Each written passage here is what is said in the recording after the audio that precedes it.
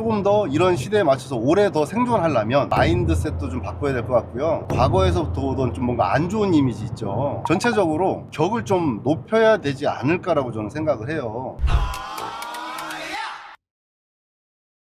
대표님 신문 기사에도 있고 또 앨런 머스크도 그런 얘기를 하는데 AI 시대가 도래하면서 직업을 잃는 직종들도 많지만 오히려 전도 유망한 직업 중에 꼽히는 게 바로 이 홈케어 시공, 현장 기술직 이런 업종들이 뽑혀요. 그것에 대해서 대표님은 어떻게 생각하세요? 맞죠. 시대가 발빠르게 움직여더라도 아직도 사람 손으로 접근해서 해야 되는 이 업종이 가장 오래 살아남을 가능성이 높다고 저도 봅니다. 그러면 이 집을 방문해서 집수리 시공을 하는 분들이나 아니면 현장 엔지니어들이 좋은 소식이네 그럼 이대로 살면 되겠다 하면 안 될 것 같고 이 AI 시대에 대비해서 어떤 준비, 어떤 마음가짐, 어떻게 대비를 해야 될까요? 저는 이렇게 생각합니다. 우선 우리 이 업종이 인정을 받고 조금 더 이런 시대에 맞춰서 오래 더 생존하려면 마인드셋도 좀 바꿔야 될 것 같고요. 과거에서부터 오던 좀 뭔가 안 좋은 이미지 있죠. 약간 뭔가 투박하다든가 또는 이렇게 말 표현이 좀 서툴어가지고 고객한테 오해를 사거나 또 복장 상태라든가 기타 뭐 어떤 몸에서 나는 어떤 뭐 냄새라든가 이런 부분까지도 좀 꼼꼼히 체킹해서 전체적으로 격을 좀 높여야 되지 않을까라고 저는 생각을 해요. 보시면 이럴 때가 있어요. 그러니까 에어컨 세척 기사님들이 전집 하고 와가지고 몸에서 막 좀 신내나고 충분히 그럴 수 있거든요. 근데 향수라도 한번 뿌려주는 센스, 그럼 뭐 가글이라도 한번 해주고 머리라도 한번 다시 빗어주고 그런 센스들이라든가 페브리즈 뿌릴 수도 있잖아요. 냄새 제거제 이런 거부터 같은 말이라도 고객님한테 조금이라도 뭔가 좀 정감 있게 조금이라도 더 다가갈 수 있는 이런 말투로 좀 내 스스로가 나한테 한번 그렇게 세팅이 돼 있는지도 체킹을 좀 해보시고요. 목소리 톤도 톤업도 좀 어느 정도까지 맞는 건지 너무 올라간 건 아닌지 너무 다운돼 있는 건 아닌지 그리고 뭐 내 개인 집에 일이 있다고 해서 또 나오면은 또 전문가들이지 않습니까? 우리 프로들이잖아요. 그러다 보니까 프로 입장에서의 또 밝은 표정이라든가 나만의 좀 안 좋은 습관들 말하다 보면은 고객의 눈을 못 맞추는 뭐 이런 습관들 이런 거 하나하나도 좀 체킹해 보는 게 굉장히 중요하다고 생각해요. 그래서 이런 부분들이 하나하나 다시 한번 자기를 돌아보면서 이 업종에 있는 사람들의 격이 높아지면 그만큼 또 수익 구조라든가 그만큼 인정을 받지 않겠어요? 그래서 그런 게 조금 더 필요하지 않을까라는 생각을 합니다. 가장 중요한 두 가지 말씀해 주신 것 같고 그거 외에 또 있을까요? 제일 중요한 게 이런 것 같아요. 새로운 고객을 찾는 게 되게 중요는 하지만 그래도 기존에 우리 서비스를 한 번이라도 이용하셨던 고객들 있잖아요. 그분들 데이터라든가 이런 게 있다면 또 연락할 수 있는 상황이 된다면 우리 한 번이라도 찾았던 고객들을 다시 챙겨보는 것도 굉장히 중요한 상황 중에 하나라고 봅니다.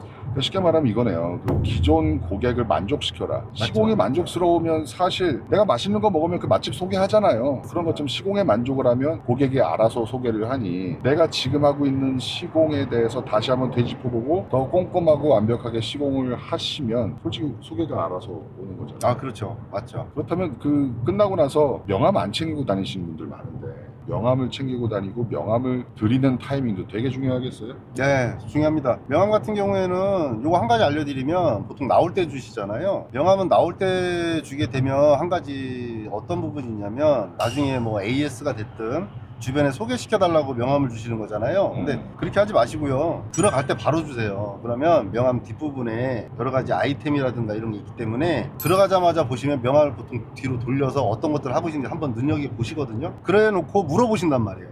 이건 어떻게 돼요? 이건 얼마예요? 이렇게 물어보시는데 나올 때 주시게 되면 뭔가 물어볼 수 있는 상황이 연출이 안 되면서 고객들한테 추가적으로 새로운 서비스를 설명하거나 또 안내해 드릴 수 있는 타이밍을 놓치게 됩니다. 그래서 명함은 들어갈 때 주시는 게 맞다. 그래서 이 부분도 하나 팁으로 좀 체킹하시면 좋을 것 같습니다. 저도 그렇게 생각해요. 에이코의 슬로건도 그거잖아요. 기술은 기본, 친절은 차고 넘치게. 맞아요. 그러니까 사실 엔지니어가 기술이 있어야 되고 기술로 고객을 만족시키는 건 사실 기본입니다. 그렇다면 그 다음에 장착해야 될 게 이 서비스 부분이거든요. 그렇지 않으면 고객을 다시 만날 수가 없다는 말이죠. 제가 이렇게 지켜보면 저분은 왜 이렇게 일이 많을까 하면 잘하는 건 다 마찬가지예요. 근데 서비스가 달라. 그래서 앞으로 AI 시대가 되면 저는 이 현장 기술직, 집수리 시공하는 분들은 정확하게 두 부류로 나뉠 거라고 봐요. 내가 쳐내지 못할 정도로 일이 너무 많아. 아니면 뭐 AI 시대에 이 직업이 꽉꽉받는다고 시작했는데 웃기시는 얘기네 하는 분들도 분명히 있을 거예요. 저는 그 차이가 서비스라고 보거든요. 이를테면 저도 애 키우는 입장에서 많이 속상한데 집 인테리어를 다시 한다 뭘 한다 하면 꼭 집 앞에서 담배 피는 분들이 많아요.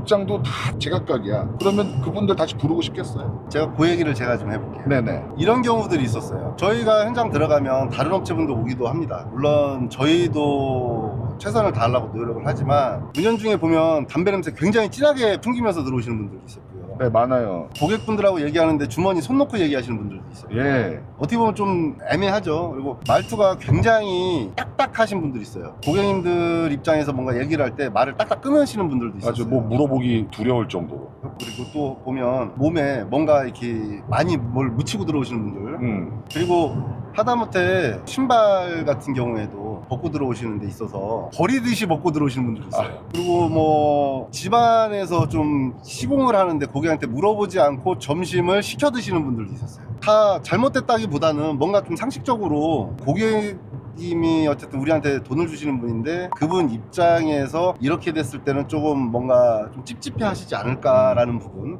또 하나는 제가 생각하는 것 중에 이 부분도 되게 중요하거든요. 견적을 보든 시공을 할 때 다 그럴 수는 없지만 일반적으로 뒤꿈치를 굉장히 쿵쿵 거르시는 분들도 있어요. 어떻게 보면은 그 집에서 아랫집하고 층간소음 분쟁이 있는 집일 수도 있거든요. 그래서 그 부분도 약간의 좀 생각을 해줘야 되지 않을까라는 것도 좀 필요합니다. 대표님, 다음에 현장 방문하는 집수리 시공하는 분들의 현장 서비스 들어올 때부터 나갈 때까지 강의 좀 해줘요. 네, 한번 시간 주시면 한번. 대표님이 시간을 내면 되지. 저도 뭐 항상 노력하는데요, 뭐. 그런 것 같습니다. 내 이미지는 내가 만드는 거고요. 내가 존중받으려면 존중받을 태도를 만들어야 되지 않을까 싶습니다. 이 AI 시대에서 각광받는 직업을 선택하신 분들은 나의 존엄성은 내가 먼저 만들어야 된다라는 말씀으로 정리를 하면 되겠네요. 네, 맞습니다. 구체적인 나를 어떻게 하면 고객한테 잘 어필할 수 있고 나를 존엄하게 할 수 있는지, 그리고 고객 댁에 전화를 하는 것부터 댁에 들어가서 나올 때까지의 서비스의 순서, 이동신 대표님은 직원분들에게 어떻게 교육하고 있는지, 본인은 어떻게 하고 있는지 다음번에 이 영상으로 준비해서 꼭 보여드리겠습니다. 감사합니다. 네. 아, 집에 문제가 생기는데 어떡하지? 구독 누르면 되지. 나는 벌써 눌렀는데.